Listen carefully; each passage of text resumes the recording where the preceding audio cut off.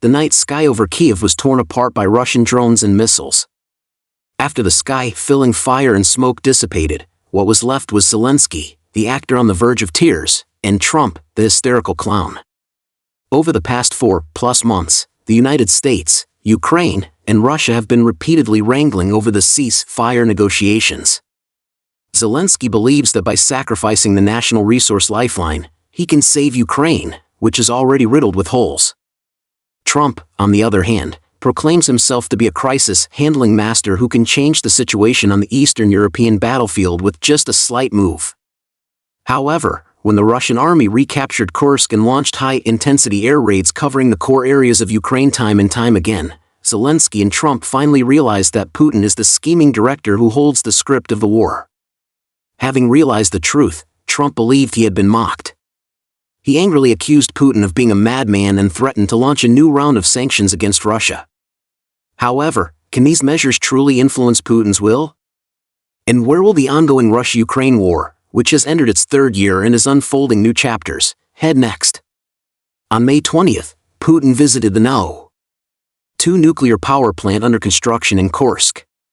Coincidentally, the Ukrainian military launched a large-scale drone attack on the Kursk region at this exact time.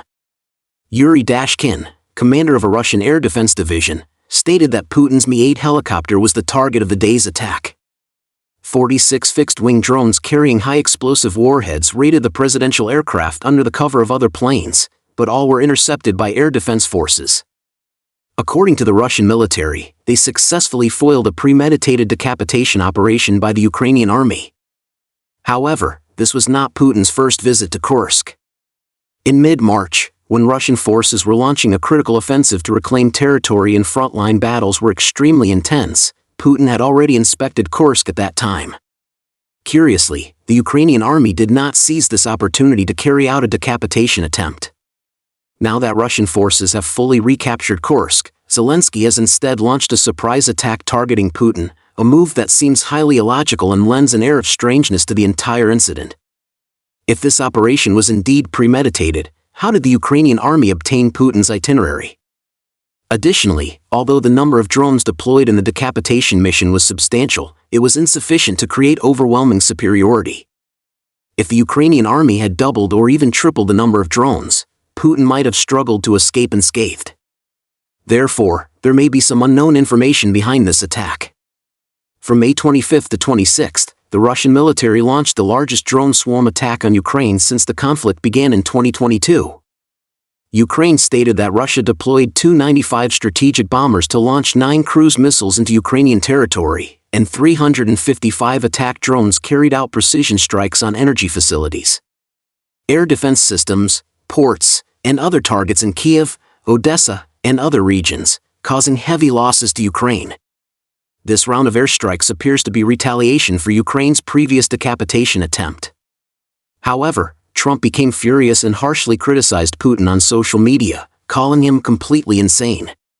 He also warned that if Putin attempts to occupy the entire Ukraine, it will lead to the collapse of Russia.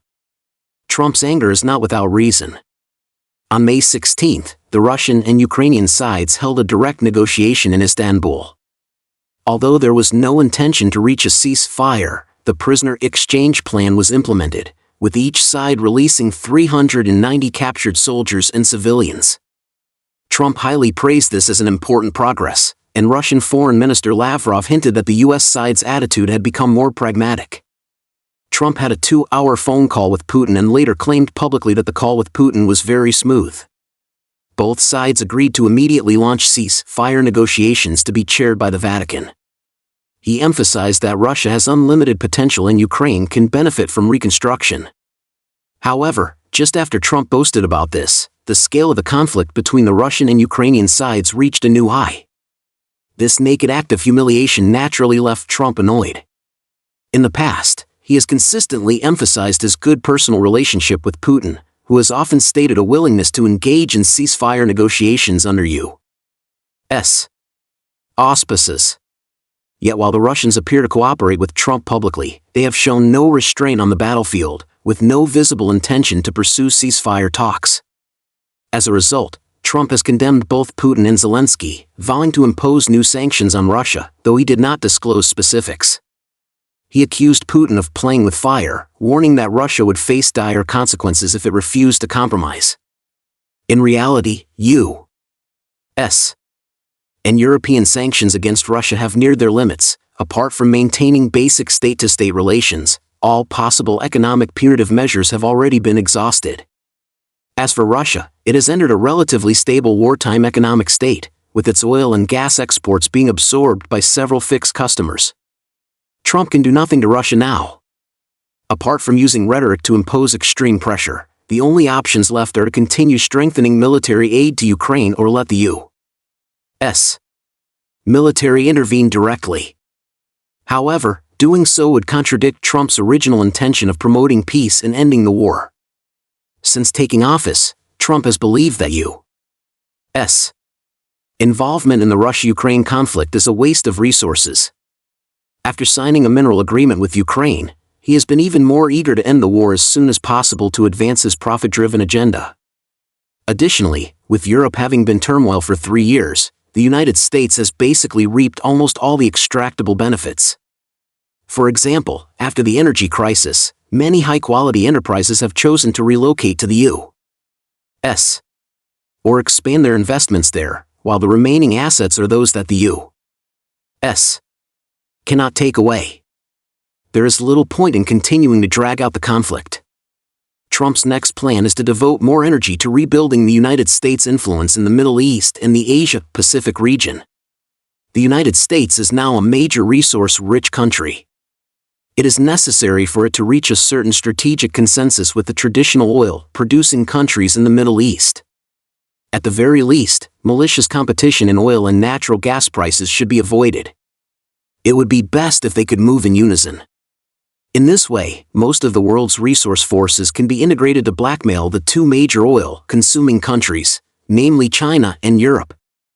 Moreover, Trump has actually always wanted to bring Russia into this resource alliance.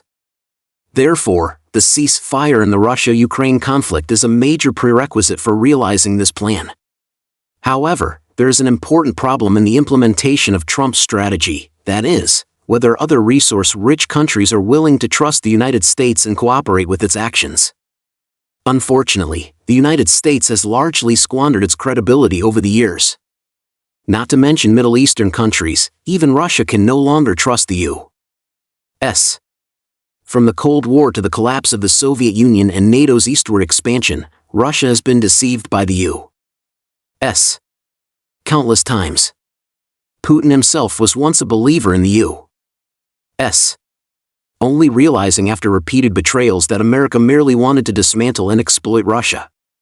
It is precisely this understanding, I believe, that drove Putin to resolutely launch the war to once and for all address Ukraine, the greatest source of instability.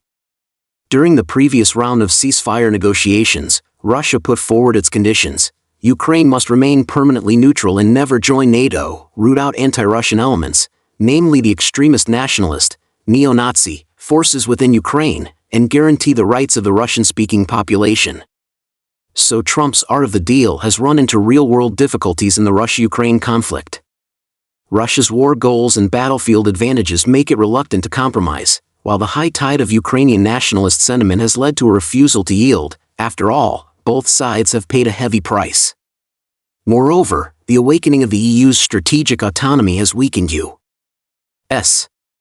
leadership, while China-Russia coordination has created a strategic containment.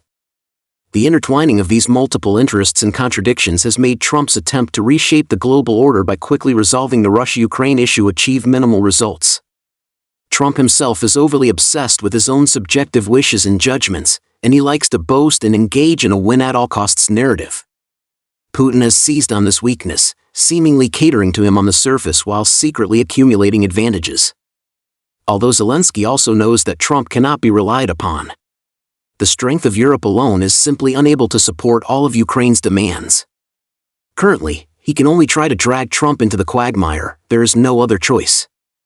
In the present situation, it has become an extreme tug-of-war between director Putin, clown Trump, and actor Zelensky.